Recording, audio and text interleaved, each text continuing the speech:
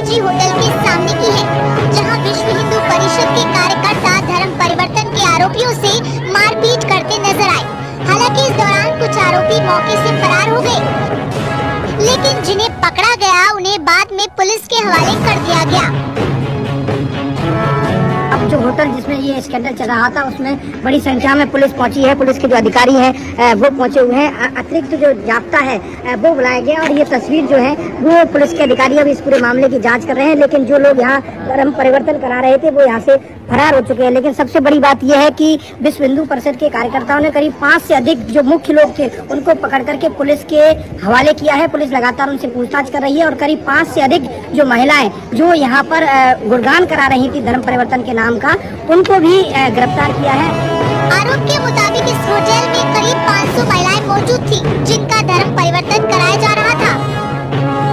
आरोप है कि ईसाई धर्म में आस्था रखने वाले लोग सत्संग के जरिए धर्म परिवर्तन करा रहे थे, लेकिन विश्व हिंदू परिषद के लोगों के मौके पर पहुंचते ही अफरा तफरी मच गई।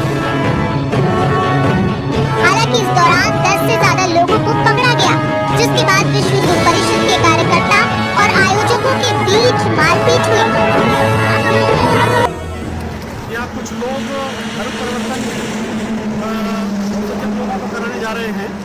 जैसी हमें सूचना मिली, हमने यहाँ आकर के देखा सोनार हवेली में, तो वास्तव में वो सूचना सही थी।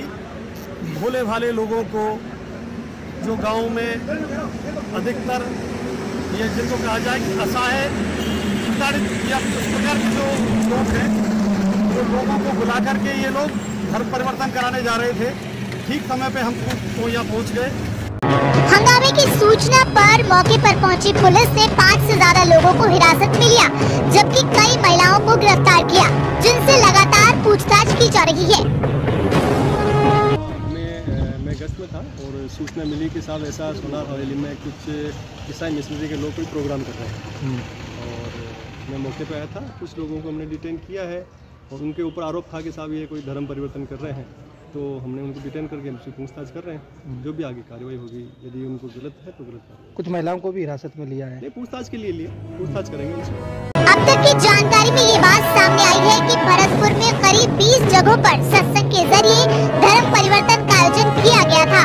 हंगामे के बीच कुछ युवतियां भागने में भी कामयाब रही और प्लांट की व्यवस्थाओं का जायजा लिया। उन्होंने लगातार कालीसिंध थर्मल पावर प्लांट की इकाइयों में आ रही तकनीकी खराबी को लेकर के भी चीफ इंजीनियर समेत अन्य अधिकारियों से जवाब तलब किया। तो ये कर्मचारियों के उपस्थित रजिस्टर को मंगवा करके कर्मचारियों की उपस्थिति की भी जांच की है।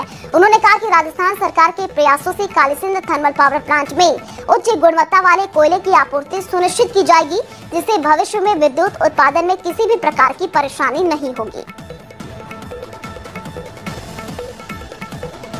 जमीन है, पानी है, हम परीक्षण करेंगे। मेरी हमारे केंद्रीय कोल मंत्री से प्रहलाद जी जोशी से हमारी मुलाकात हुई थी। उनका सुझाव था कि आज के परिप्रेक्ष्य में हम अगर कोल को ट्रांसपोर्ट करके और कोई 1500-2000 किलोमीटर लेके जाते हैं, उसके बजाय जहाँ कोल माइन से वहाँ प्लांट लगा करके और अगर बिजली का हम ट्रांसमिशन करें, शायद वो कम लागत में हमें यहाँ पहुँच सके।